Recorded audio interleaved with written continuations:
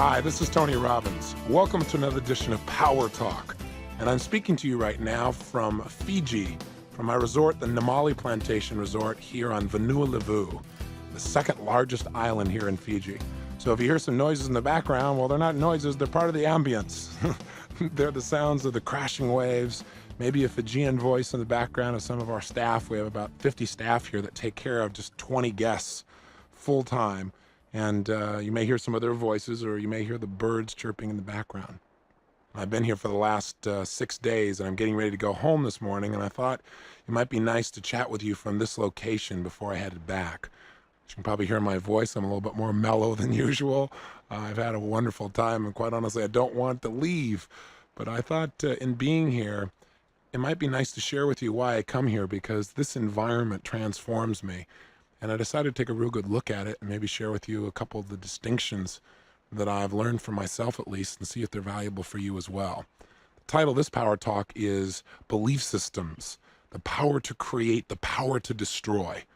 And how that comes about for me, and maybe the way to come about the subject, is to share with you, first of all, why I've been coming here and why I eventually invested in this resort years ago. I've had the incredible experience of being transformed literally every time I come here. When I come back to the States from here, I am more energized and more revitalized than virtually anything else that I do. The experience of being here in Fiji transforms you by being in the environment alone.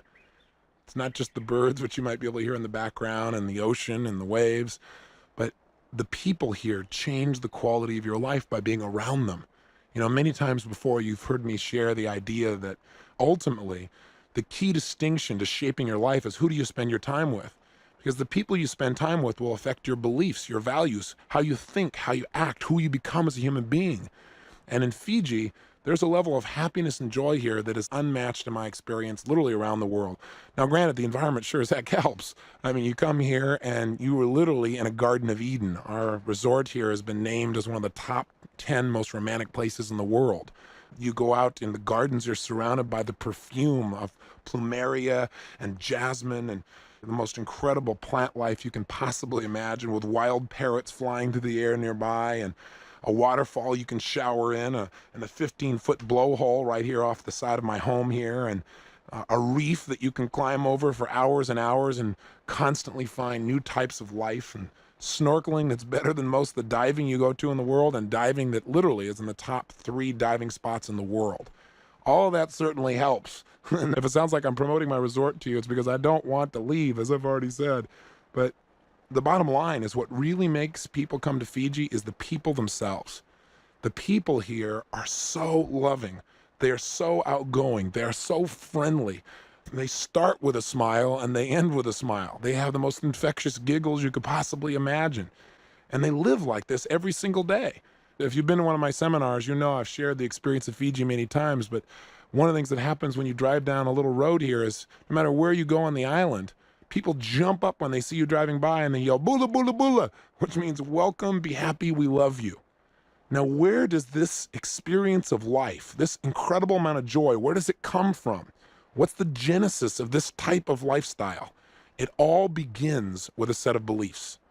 The Fijian people have a set of core beliefs that guide their emotions and feelings, that controls their actions, and it shapes their destiny. And those beliefs are very easy to get access to. All you have to do is ask them, what's the purpose of life? And invariably they'll smile at you as if your question is some kind of cosmic joke. And they say, to be happy, of course. What else is there? They believe that life is joyous. Every single day is a gift from God. That the purpose of life is to be happy. And that everything in life, if it's not working out right now, it eventually will. All you have to do is have a little faith, take a little action, that, this too shall pass.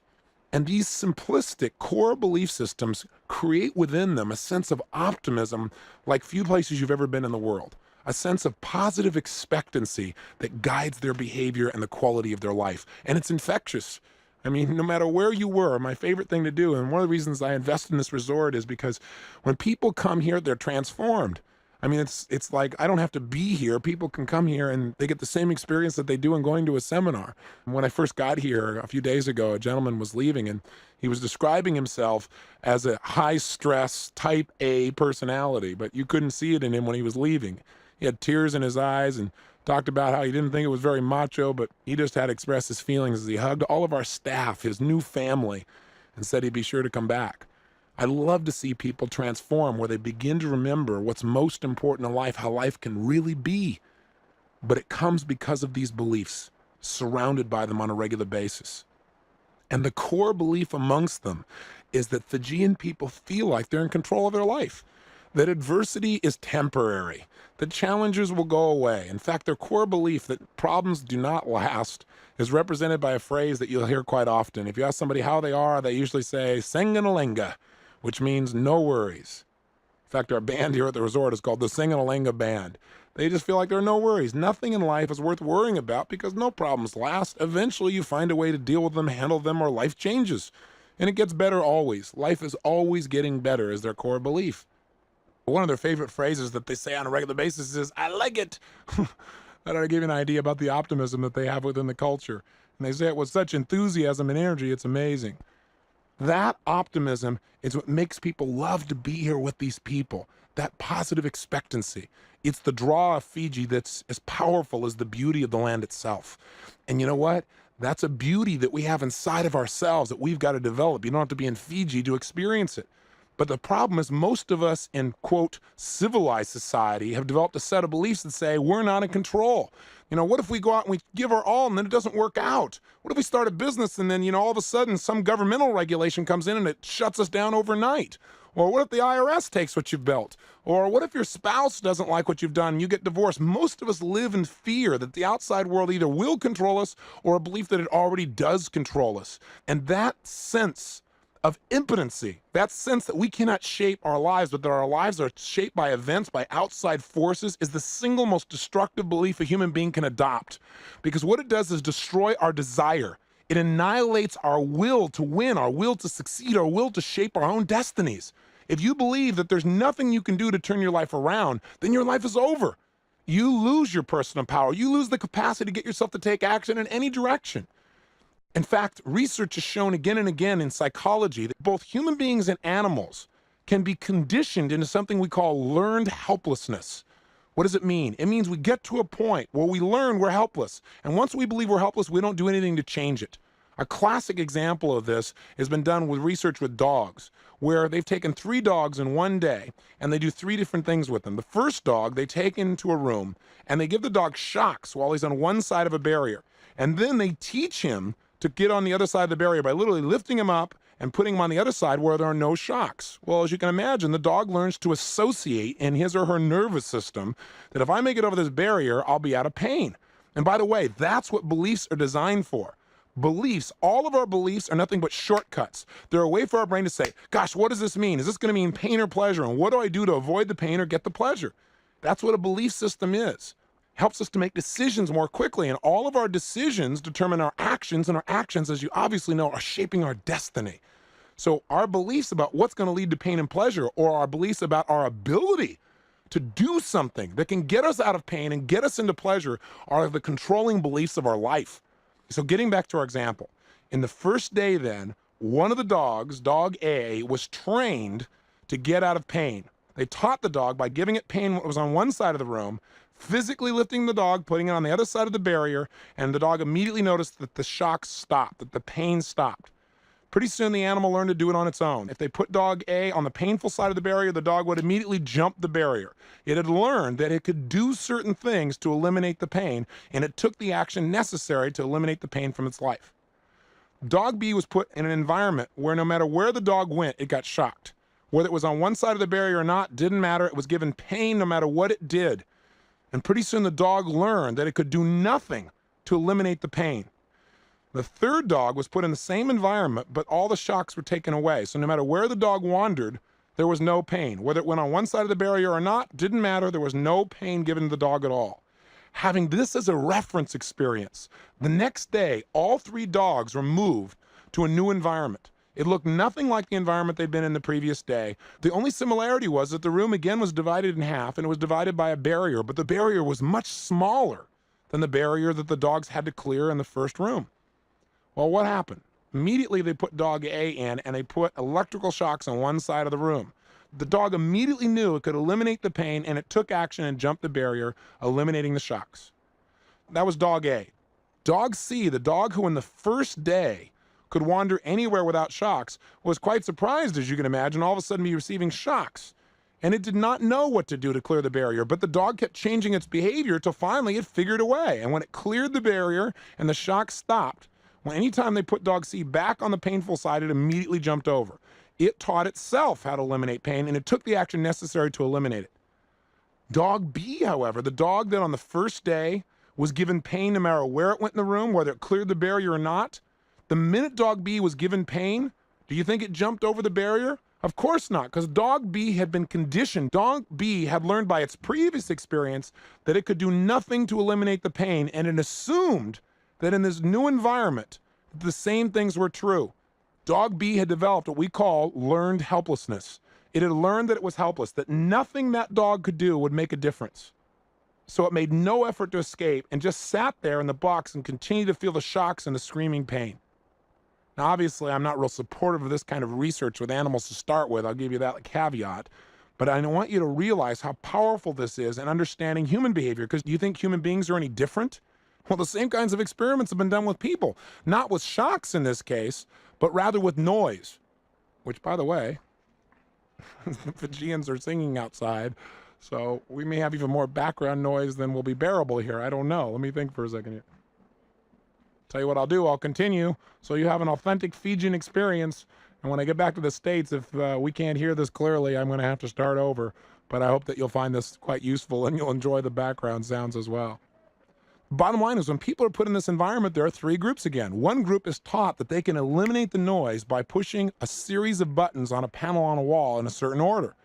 A second group is not taught how to eliminate the noise, but invariably comes up and makes adjustments and usually succeeds. A third group is set up in an environment where no matter how many times they hit the buttons or no matter what order they hit them in, the noise never disappears. And this happens for almost a complete day. Having had this conditioned experience, sure enough, the next day, what do you think happens? The group that's learned to use a certain combination to turn the sound off immediately gets up and turns it off. The group that was not taught how to do this finds a way. The group that the previous day was put in a situation where no matter what buttons they pushed, the sound didn't disappear, does not even get up to attempt to make a change. Now, we've all had experiences in our life that may have conditioned us to believe that we weren't in control. We all have had experiences where the environment seemed to be in charge in the short term. The challenge is when we take a short-term problem and we generalize about our entire life that we're incapable of turning things around or that we're at the effect. See, you and I cannot control the wind, but we can control our sails. No matter what happens in our life, we're still in control. Viktor Frankl, who spent his time in the Nazi concentration camps, found that the people who made it through that incredible horror were those who somehow, in spite of their environment, found that they were still in control of their life, that they could control the meaning of their life, that they personally controlled their thoughts, their emotions, and their feelings, that no one could take away that freedom, that ultimately man is self-determining. With that core belief, they are able to shape their lives and have a sense of power over their lives, even in an environment where they're supposedly powerless. If you listen to my interview with Captain Jerry Coffey, what kept him going, or what kept the other men going who were prisoners of war, was this whole idea that they controlled their will, that no one could take from them the freedom to think and be an American, to choose their thoughts, to choose their emotions, to be able to remember what they want to remember, that they could control the focus of their mind, and therefore they were in control of their life. No matter what outside events may occur, they could beat them, they could abuse them, they could threaten them, they could cajole them, but nothing could change their life, that ultimately they controlled their lives by controlling their thoughts. This is the ultimate freedom that keeps us from feeling like we're helpless, because no matter what happens in the environment, how we feel is determined by how we interpret things, the beliefs that we utilize in that core experience. Now, what's interesting about the research about learned helplessness is two things. Number one, with animals and with people, people can be trained to again realize that they're in control of their lives. Optimism is something that is learned. It is not necessarily an inherent trait. Just because your whole life you felt like you're a victim or you're out of control doesn't mean you can't change literally in this moment now. But what you've got to do is link enough pain to the old belief that you're not in control and enough pleasure to making the change. It comes back to the basic principle, which is that everything we do to avoid pain or gain pleasure. So when we have learned helplessness, all we're doing is our brain is saying, hey, no matter what you do, you're going to have pain anyway, so why add the pain of trying to change and then being disappointed? But this false belief can destroy a life. And you know what? It's easier to train dogs than it is people because dogs are willing to believe that things can change more quickly than people. This old phrase, you can't teach a dog new tricks, is far from the truth. It's all a matter of training and conditioning. But it starts with understanding the power of these beliefs. One other key note about the experiments in learned helplessness you might find interesting, and that is the researchers discovered by working with literally hundreds of animals and hundreds of people and going through these experiments that approximately 1 out of every 10 animals or humans, about 10% of them, were helpless from the start. You know why? Because these animals have had experiences and human beings have had experiences in the past where they weren't able to turn something around in their environment, and eventually they adopted the belief that they were helpless. This is a belief, I repeat, that you must avoid at all costs in your lifetime. I cannot think of a more destructive belief system that could affect your life. You and I need to remember the power of beliefs. A belief becomes an unquestioned command from our brain to our nervous system. Once we believe something is true, our nervous system responds. See, you got to remember, we don't respond to what's really happening in life. We don't respond to the world. We respond to our beliefs about the world. They become the ultimate filter that determine what we allow ourselves to perceive or experience. This happens in our life in virtually every area. Literally, oh my gosh, this music's getting louder. I'm starting to feel like learned helplessness. Well, I can go out and stop them, but I guess it's time to go pretty soon here. People are getting ready, and the Fijians always have a wonderful singing goodbye to the people leaving. So hang in there with me with this music in the background. If it gets too loud, I'll have to start over because I'm going to have to jump on this plane also. It's time for me to leave pretty soon. One way to deal with learned helplessness is to go with the flow for a short period of time, knowing this too will not last forever. In fact, I'll stop and let you hear them sing the goodbye song.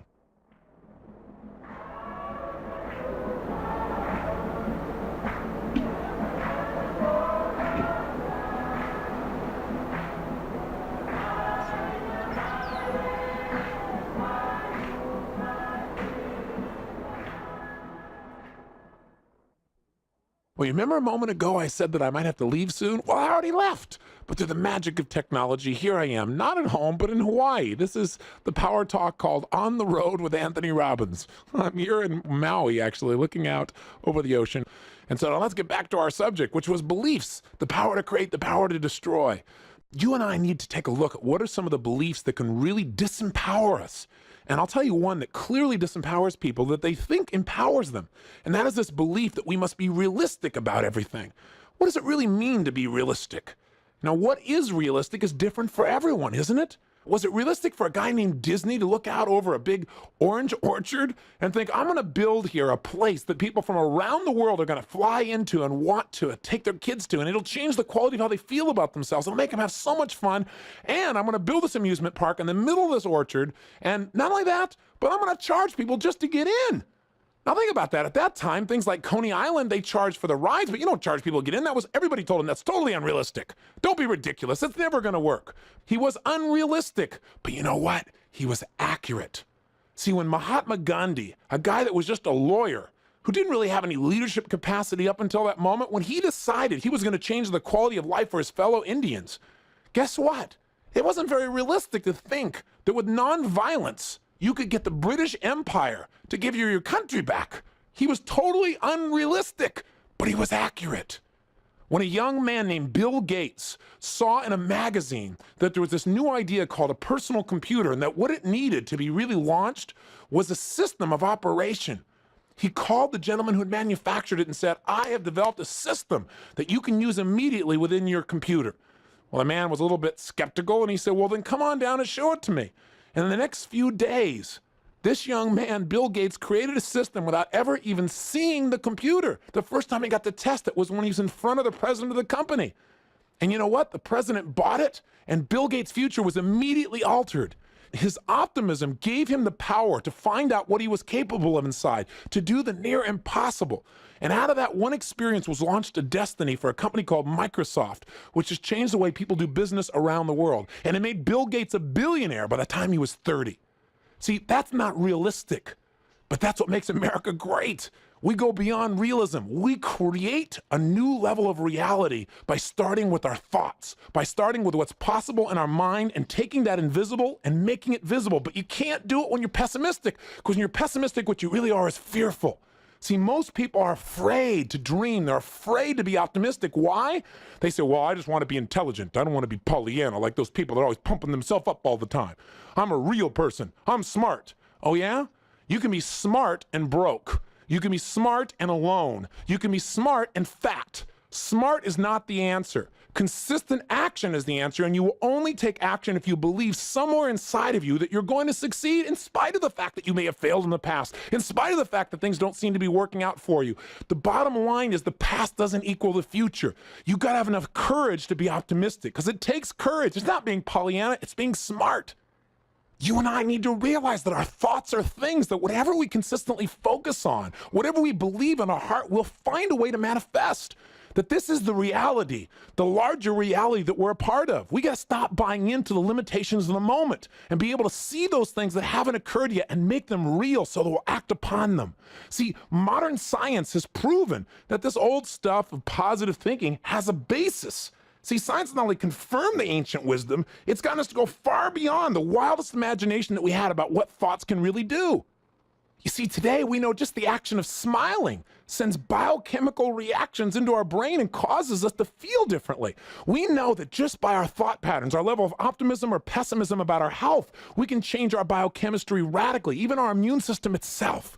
So you and I owe it to ourselves to commit to this level of optimism, because it truly is a decision. But unfortunately, most people have never consciously made it. They've allowed themselves to fall in a pattern of optimism or pessimism, and now they've justified while they're there.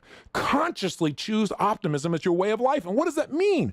It simply means focusing on what's great, looking for what's right on a consistent basis, even when it's not easy, even when you're surrounded by challenges. There's always something there you can feel good about. And if you feel good, you've got a chance to turn things around. And if you feel lousy, you immediately become defeated. After all, what is depression? It's a person who feels like nothing they can do will ever matter. That's the belief you got to avoid at all costs. You must destroy that belief the minute it starts to come up. You and I need to recognize that optimism is a sign of power. We have to be bold enough to be optimistic even when the environment doesn't support us. See, Ralph Waldo Emerson 150 years ago said that the measure of mental health is one's disposition to find good everywhere. See, this is the pattern of focus you and I must develop. It's one that we must nurture. It's one we must demand from ourselves. You know, psychologist Dr. Martin Seligman from the University of Pennsylvania has done studies on optimism for years. In fact, he has a book I read recently you must read. It's called Learned Optimism. What's wonderful about the book is it'll give you a scientific basis for optimism. In other words, it'll describe for you in detail the impact that optimism has on your physical body as well as on your career. For example, he did a research project with salespeople, and as you can imagine, during his experiments, he found that the optimists outsold pessimists 20% the first year and by 50% by their second year in the business. Well, most of us would take that for granted, but he also began to evaluate the impact on elections.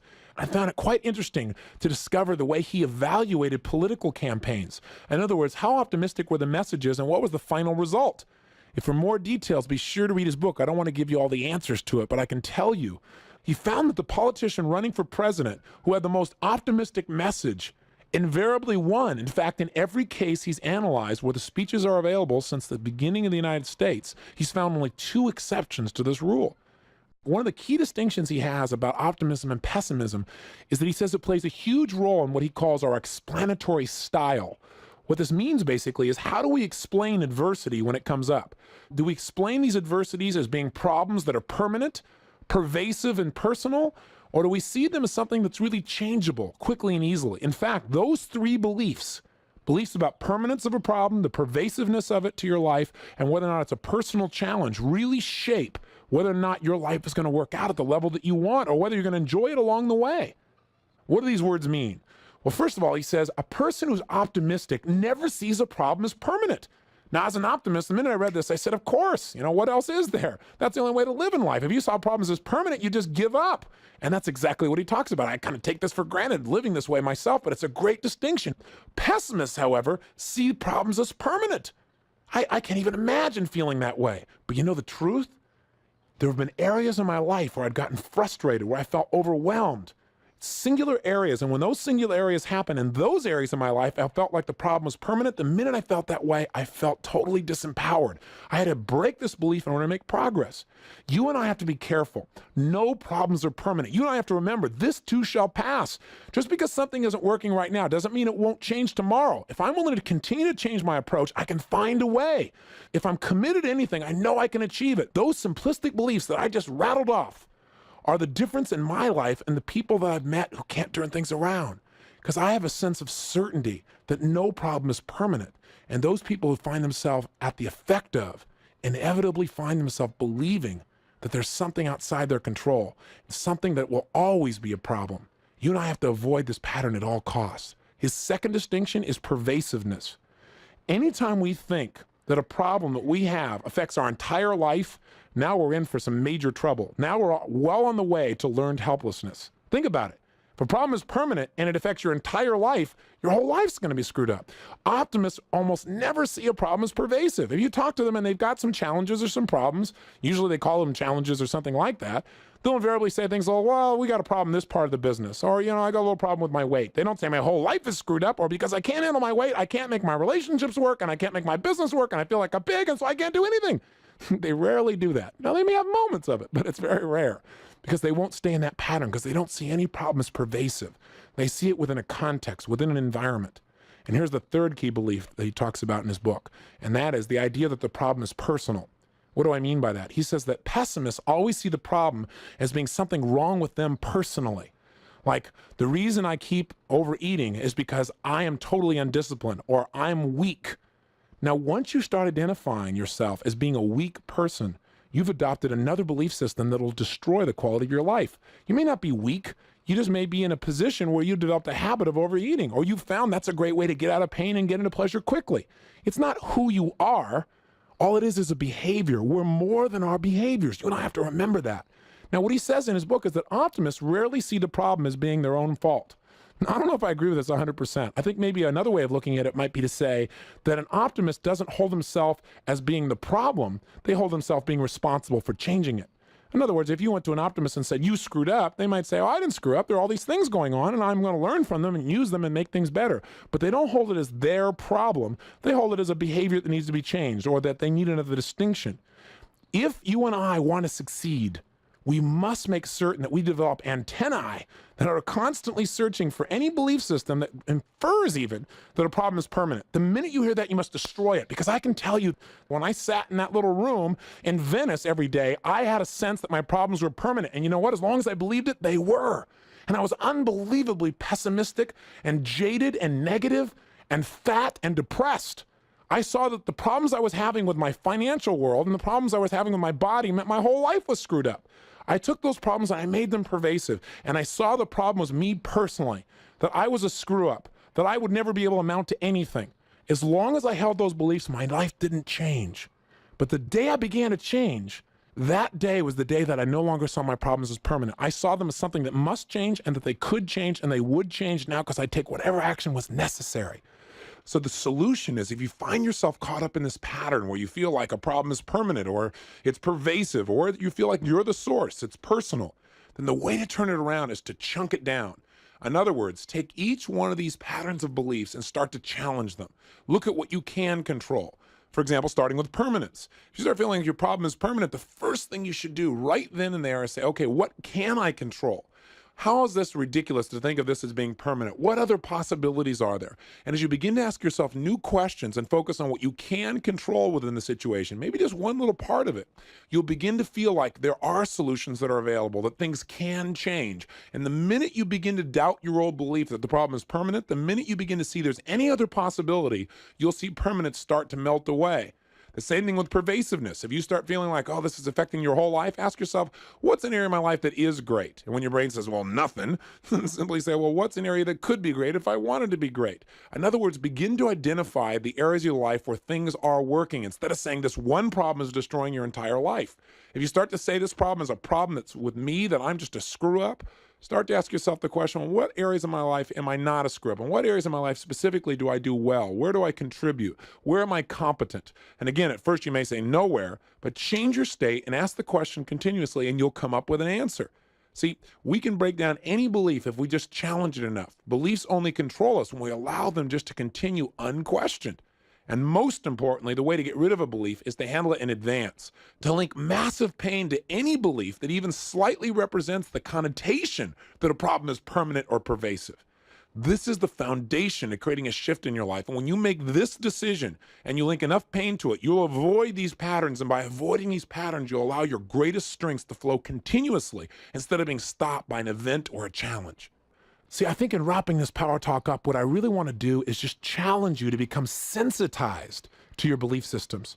Start noticing your belief systems and start asking yourself a question. Is this the most empowering belief I could adopt?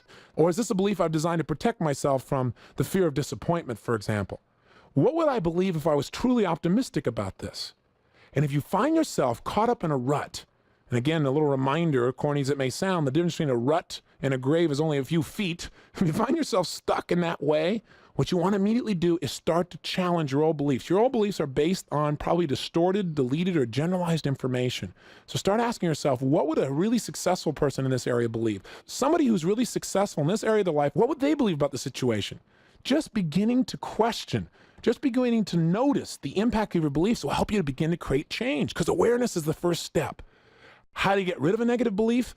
Yes, you got to break the pattern, but as I've already said, the easiest way is link massive pain to it.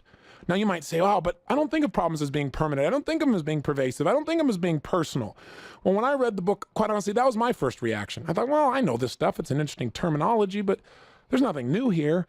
But you know what? At the same time I was reading this book, I was really going through some tough times in my life. And let me tell you what it was about. I was writing my book. Now, what was the challenge? Well, the challenge was I started writing it in January and it was due in February. That's being a little bit too optimistic, don't you think? Actually, it wasn't a matter of optimism. It was just the physical reality that my schedule was so intense, being on the road and running 9 companies. And then I ran into a personal tragedy with a person who was very close to me and played a big role in how my companies are being run. And so all my time literally became dominated. But I thought, oh, I can get this done anyway, because after all, I wrote Unlimited Power in 30 days. Well, that's absolutely true, but I also did rewrites for 6 months after that. My first version I got done in a month, so I said, I'm gonna make this thing happen. But I was exhausted, I was physically wiped out, I had no sleep, and I found myself on the road doing seminars, trying to write my book. After I finished the seminar at midnight, 1 or 2, write from 2 to say 5, go to bed for a couple hours, get up and start my next seminar and run the same cycle again. Well, as you can imagine, in that physical state, I wasn't doing too well. Nothing I wrote made me happy. And I got so frustrated. And I had all this leverage on me because everybody around me was saying, you got to get this done. And Simon & Schuster wanted it, and I wanted it done. I was missing my kids and my family, and I was missing sleep. But you know what? All that pain didn't make it go any faster because I held such a high standard. For me, the quality of what I wrote was got to have to be something that would change people's lives. And it wasn't at that level. And I got to the point where I was no longer motivated by the pain because my brain kept saying, you know what, no matter what you do, this isn't going to work out. Nothing you write's going to matter. Have you ever gotten to that point? See, I wasn't a pessimist in my life, but I was on this one project. I'd gotten to the point where I saw the problem as permanent. And I got to tell you, I haven't felt that lousy in 8 years. I also got where it became pervasive. I started saying, this book is screwing up my whole life. Because this book, I don't have any time. I can't breathe. I can't sleep. I'm not feeling as healthy as I normally am. I'm numbering my kids. I mean, this is ridiculous. And all of a sudden, it became this major source of pain at that level. And then I started saying, look, what's the matter with me? How come I can't write this thing in 30 days and just pop it out? Well, I could have, but not at the standards I was holding for myself. I didn't set up an environment that supported me. And what I had to do is the same thing you've got to do. When you find yourself caught up in this trap, you got to realize what it's costing you. And when I read the pages, I realized, wow, this is screwing up my entire life. And in that moment, I linked enough pain to those 3 beliefs, permanence, pervasiveness, and personal, that I will never go back. If I start to notice it, I change my state immediately. And you know what happened? As soon as I decided that I would never create the problem as being permanent again, never make the problem totally pervasive, that it's only the book, and that I can find a way, and if I can't do it in this timeline, then I'm going to change the timeline. So I'll just have to deal with that reality, whatever it takes. As soon as I took control of the situation, the book started to flow. A new book title came out and changed the entire focus of my book. All of a sudden, chapters started flowing for me. And you know what? It still wasn't easy, but all of a sudden, I wasn't frustrated. I wasn't overwhelmed, and I could deal with it. All because I now know not only what to look for, but also what to look out for. As I eliminated these 3 beliefs, my optimism returned, and I developed the kind of persistence that was necessary to break through and get the book done. So all I can tell you is, as simplistic as this may sound, These three basic distinctions and this philosophy of optimism, as much as we've heard about it, we've got to renew our pledge to it because it's the essence of how we interpret our lives. Now you might say, but Tony, aren't there times when being pessimistic is important? The answer is yes, absolutely. If you're going out there and you're trying to run your business and you're an entrepreneur, invariably, I know you're an optimist. So you need a good accountant who's a pessimist to balance you out. Because see, in that area, you got to have some pessimistic feedback. Now, you're going to be so optimistic, you're going to interpret the pessimism with a new light anyway. But you need somebody else to come by and really mismatch it. And you and I, within ourselves, need to be pessimistic at times, but they need to be conscious times. For example, if you're going to go do something where your life is going to be on the line, you better be a pessimist and not an optimist before you get yourself in the situation. Think of all the worst case scenarios so you're prepared for them. But if you decide to move ahead and do that skydiving, for example, while you're jumping, you better be an optimist because otherwise you'll find yourself being defeated by those very patterns. Hi. How you doing? Good. Oh, you do? Oh, do you get my PowerTalk tapes? Yeah. I'm doing one right now. You'll have it in a couple weeks. It's on optimism and pessimism. You'll recognize it. Take good care. All right, bye-bye. Well, this has been one of the most interesting Power Talks I've ever done. Back to our story. To wrap up, I think this is a signal from somebody saying, I need to wrap this baby up. Just remember simply this. You have a choice to make right now. The choice to live your life where you constantly look for what's right, where you constantly anticipate the best things in life occurring, where you live in an attitude of positive expectancy, and where as a result of that, you find yourself living with enough persistence to break through the challenges. Optimism will not remove the challenges from your life. It'll just give you enough belief that you'll be able to follow through in spite of them. And we all deserve to give ourselves this gift. So here's your assignment for this month. Take out your journal right now. And by now you got a journal, right? I'm talking about this on a regular basis. You want to capture your ideas down with pen and paper on something that'll be permanent, not just slips of paper. Take 5 minutes and write down all the most empowering beliefs you have in your life, because your beliefs are shaping your actions. What are the beliefs that have really made a difference in your life? Beliefs in yourself, beliefs in people, beliefs in opportunity, belief in your ability to turn adversity around, and also make a list right beside of your most limiting beliefs. See, just having more awareness about your beliefs can change your use of them. I know when I did this years ago, I noticed that on my empowering belief side, I had the belief that said, there's always a way if I'm committed. Once I identified that was really one of my beliefs, I started using it more and began to impact my life on an even deeper level. I also realized I had a disempowering belief, and that was that I had to do everything perfectly in order to make a difference. As soon as I saw that, I started thinking, I'm not going to be perfect. I refuse, because I realized the price. And again, that's what will help you destroy these negative beliefs. One is identifying them, and two is linking enough pain to them. That's how all our beliefs change. And here's your final assignment. Put yourself on a 10-day mental diet. For the next 10 days, practice a simple principle of focusing only on those things that empower you. In other words, if you find yourself, even for a moment, beginning to dwell on the negative, instantaneously break your pattern and say, just for these 10 days, I'm going to stay focused on the positive. And what I want you to do this for is 10 consecutive days. And just allow yourself to focus on solutions and not on problems. Allow yourself to find the most optimistic view instead of the most pessimistic view, and make sure your optimism is followed by disciplined action. This is how we change the quality of our lives, by seeing it how it is, seeing it better than it is, and then making it that way. A belief that everything in life happens for a reason and a purpose and serves us. An underlying feeling of absolute faith is the true foundation that all optimistic thoughts, feelings, and actions emanate from. Give yourself the gift of a new thought pattern and a new life. And let me remind you that this Power Talk session, like all others, is designed to give you a variety of resources to do just that. You're going to meet Paul Pilzer, author of the book Unlimited Wealth. Paul is one of the most brilliant people that I've had the privilege to meet. He's going to share with you an understanding of economics that'll change the quality of your life. And I got to tell you, his understanding, the science of economics, as he'll share it with you, is simple, it's clear, it's based on fact, and its basis, the basis of the entire philosophy, comes from the fact that Paul is truly an optimist. And you'll hear that in the interview.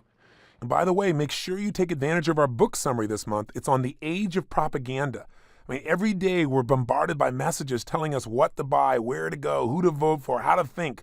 And the age of propaganda is really a brilliant and a witty analysis of our message-laden world and how it's shaping us.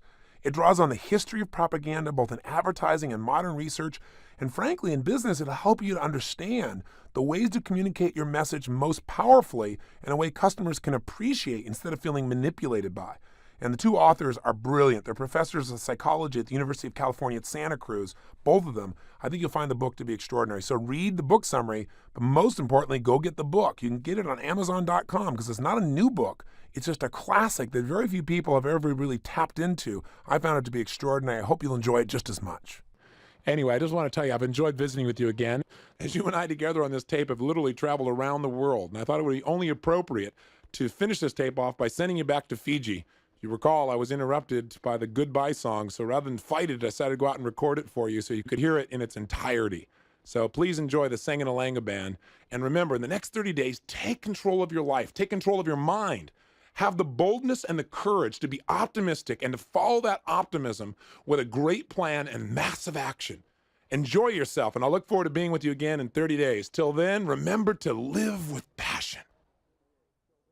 This is Gabby in Namale Plantation, so we always play the music here.